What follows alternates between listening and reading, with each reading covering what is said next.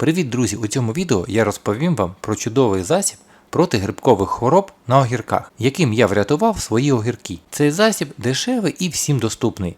Я навіть думаю, що у багатьох з вас він зараз є вдома. Якщо ви були підписані на мій канал раніше, ви пам'ятаєте ті відео, де я показував свої огірки, свої врожаї, як все було добре і прекрасно. Але в один момент, коли мені потрібно було терміново відлучитися по роботі, я не відвідував свою теплицю кілька днів, так як вона в мене автоматизована. Самі відкриваються вікна, сам включається полив, то ось мої огірки через нічні і денні перепади температури, коли вдень спека, а вночі прохолодно, і в цей момент утворюється велика кількість конденсату, захворіли хибною борошнистою росою, або як вона ще називається, перноспороз. Від неї ніхто не застрахований, головне вчасно її виявити і швидко вжити заходів. А виглядає вона ось таким чином. На листках огірків це помітно відразу. Спочатку з'являються світлі пожовтіння у вигляді плям, і потім, якщо з ними не боротися, грибок перноспорозу починає поширюватися по листу. І як можете бачити, він селиться на нижній частині листа. І ось якщо ви не встежите, то повністю все листя покриється жовтими плямами. Огірки почнуть хворіти, так як такий лист не може повноцінно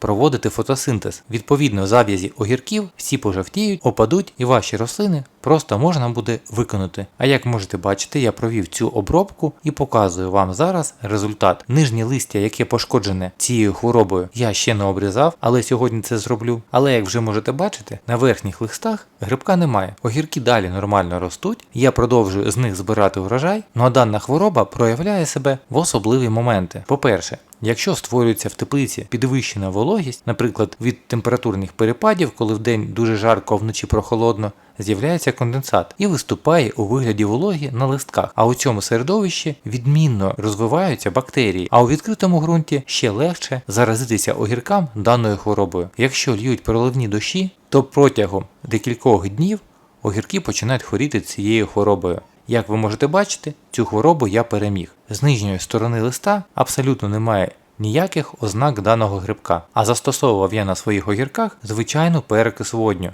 3%, яка коштує дешево і продається у будь-якій аптеці. Як я і говорив, швидше за все, у вас вдома вона точно є в аптечці. Причому, так як мої огірки вже захворіли цією хворобою, я вирішив провести експеримент, щоб в майбутньому використовувати цей засіб. Я оприскав кілька кущів чистим 3% перекисом водню, використовував ось такий звичайний флакон з дозатором, а решту кущів обробив перекисом водню, розбавленою 1 к 3. Відповідно, на 100 мл перекису водню додав ще 300 мл чистої води. Воду бажано брати не холодну, а теплу, так як лист огірків може пожовтіти і скручуватися від оприскування холодною водою. І можу вам сказати, застосовуючи що перше дозування, що друге, вийшов відмінний результат. Всі мої огірки одужали, грибок весь був знищений, і що найголовніше, на тих огірках, де я оприскував нерозведеним 3% перекисом водню, лист не постраждав, знищився тільки грибок. Але застосовуючи даний засіб, потрібно розуміти кілька нюансів. По-перше, грибок перноспорозу селиться тільки на нижній стороні листа. Відповідно, вам потрібно ретельно оприскувати всі нижні частини. Поверху можете навіть не прискати, не допоможе. По-друге, не зменшити дозування, менше того, яке я вам сказав, 1 до 3.